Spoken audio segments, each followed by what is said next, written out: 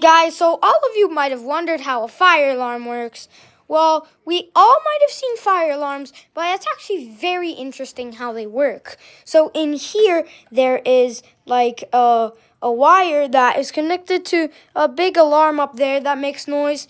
And right now, if you insert the key, this is just the same key, which I can prove it. It fits, turns. Fits, turns. Yeah, I'll just use this. If you want to pull it, this is on, this is off, LED 1, see, like that. And when I do that and then I pull it, turns on and then it starts flashing. You just saw it flashed. Yeah. So now it's off. Then, wait, I didn't even lock it. Then you pull it down, and it says activated, and then and then that thing pops out. Then it just pops back in place.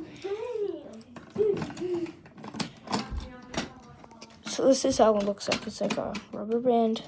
Okay, Mom, come and